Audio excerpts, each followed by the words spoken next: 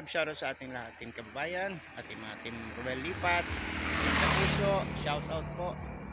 Let's go na guys sa ating run number 17 para tuloy-tuloy na natin na matapos ang 24-hour run challenge. Naka 22 hours na tayo plus 22 hours. So yan, konting-konti na lang ay finish na natin ng ating 24-hour run challenge. So sa mga nakatapos po, congratulations, Sir Ruel Lipat, si Nina Lonsaga, Omar Bernal, and May 17 Ilocana Vlogs. Meron na rin pong susunod na mga katapos. Kaya let's go guys, tuloy-tuloy, takbo-takbo para sa kalusugan, no? Health is wealth. Let's go guys, samahan nyo ko guys sa ating adventure ngayon. Ngayon po ay November 5. November 5. Happy birthday po, shout out, happy birthday. Sana po more birthday to come. Camille Alvarez, happy birthday sa iyo, November 5. Okay, let's go. Ayan na guys, let's go. Guys, takbo na tayo guys. Labas na tayo dito sa gate. Ayan, sa ating November. Sorry guys, happy birthday sa mga may birthday. Takbo tayo ngayon guys, sa lamesa alyat tayo takbo. So, ayan, meron tayong asong nahabol niya. Okay, let's go guys sa ating pagtakbo. Ang laki ng aso guys, so nahabol ako. Dahan-dahan mo na lakad natin. Baka tayo takbo, dahan-dahan. Baka tayo habulin niya. Guys, meron mga disco dito kagabi. So, madaling araw na. Umano pa rin sila.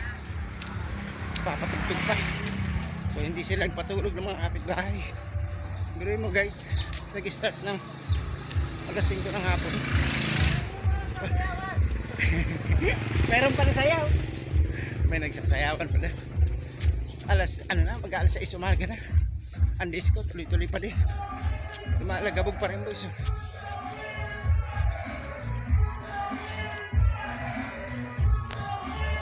Ayan, ang lakas ng palakas. Patayin ko naman.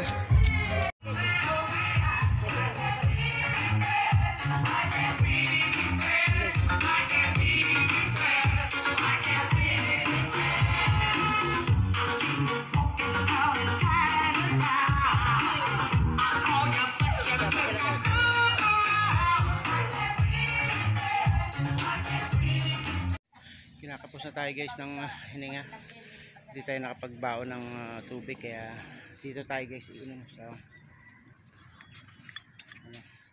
yan, shallow well, poso. Hindi tayo dito sa poso guys, malinis po yan. Lakas ng tubig guys, oh.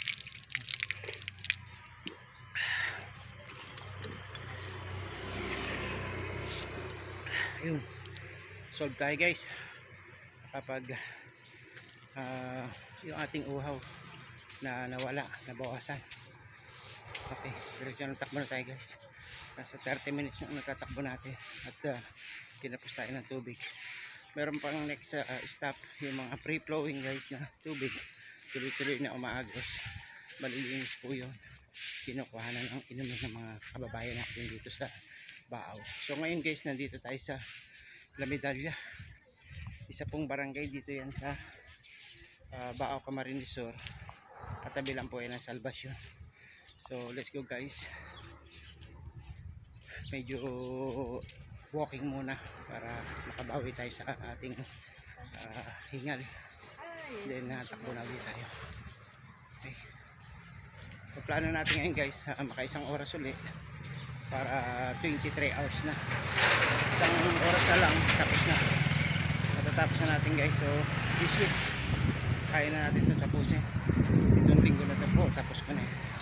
Okay guys, takbo na ulit tayo. Ayan guys, dito tumatakbo tayo guys. May mga aso dito nag-aaway-aaway. So ayun guys, nakakaisang oras na tayong takbo. Kunulang na ulit tayo sa tubig. So dito guys, papakita ko sa inyo, meron dito tubig. Ito dito po sa free flowing po ang tawag dito. Tuloy-tuloy po ang tubig yan. Mag-aalas 7 na. May isang oras na tayong tumatakbo ngayon guys, pero ina na tayo. Ito tubig. Tapos na tayo na naman sa tubig. Doon guys may poso, pero dito free flowing yan. Mainit guys. So galing to sa ilalim ng lupa na malapit sa bulkan, kaya yan mainit.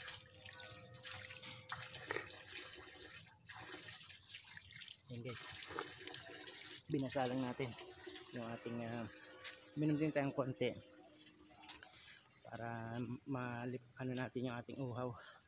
So yan, matatapos na natin guys ang ating 24-hour run challenge. Baka pagkatapos ng run na to, isang run na lang, eksakto natin na 24 hours. So matapos ko itong run na to ay mga 23 hours. Okay guys, takbo na ulit tayo guys.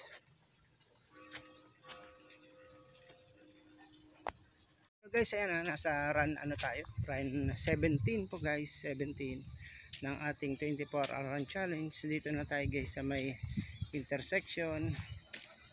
So takbo lang tayo guys. Ito po zone 4B.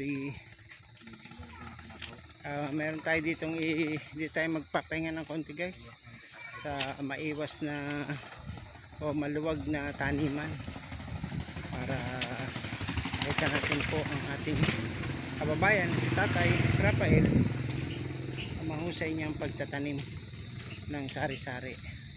Minsan po ay kalabasa, minsan ay pechay, minsan ay ampalaya. So yung ampalaya niya ay halos patapos na. Ang nabubuhay ngayon ay itong tinatawag na sigarilyas o parapagulong. Pero marami siyang ngayong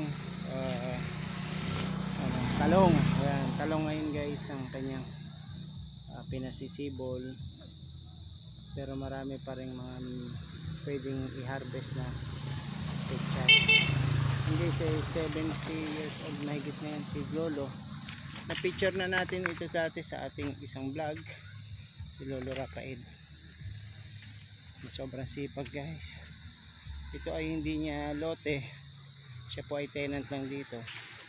Tinambakan to dati ng maraming construction material, pero na-improve niya pa rin at binuhay niya.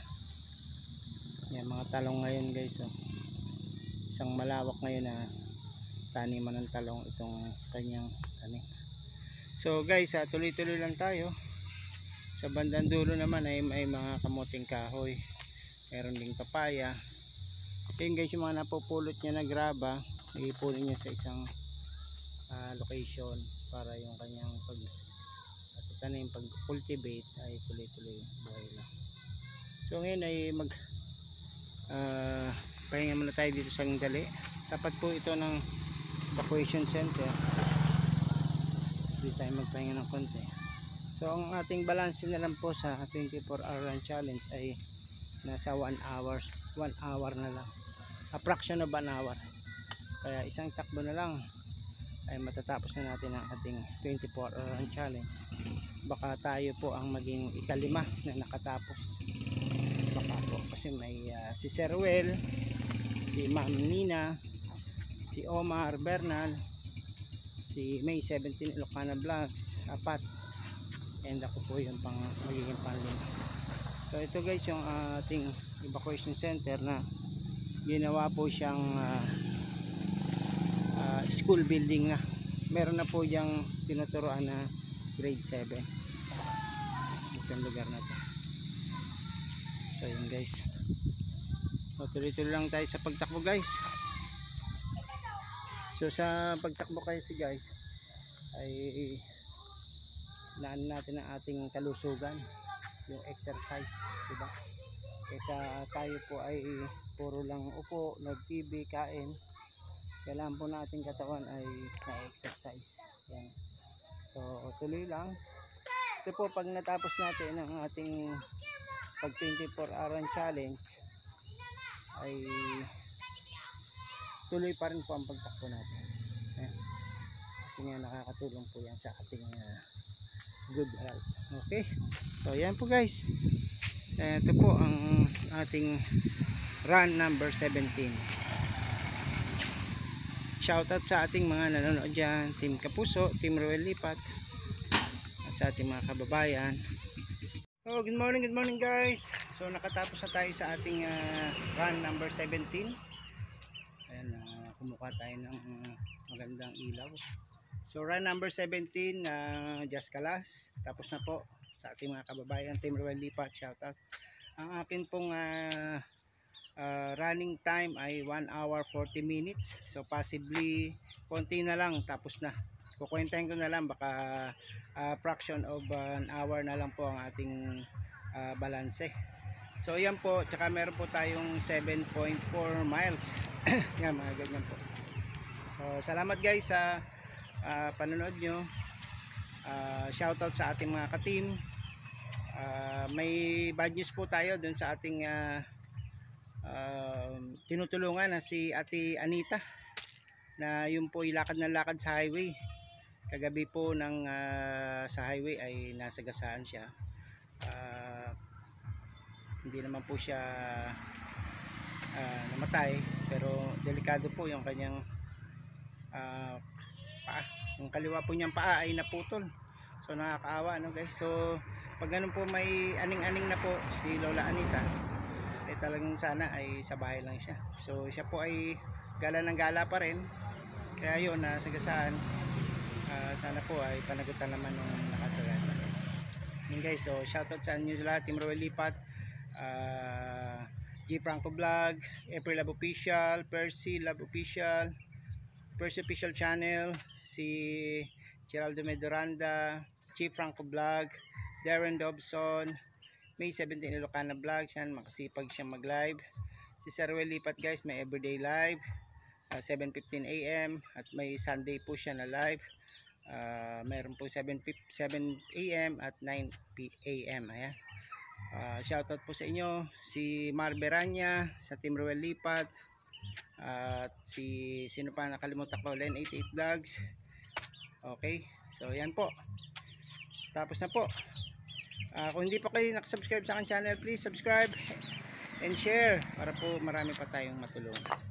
Let's go guys. So mga hindi pa naka-join sa 24 Run Challenge, you still have time. Takbo po kayo, maganda po sa katawan, healthy. Ayan. Let's go.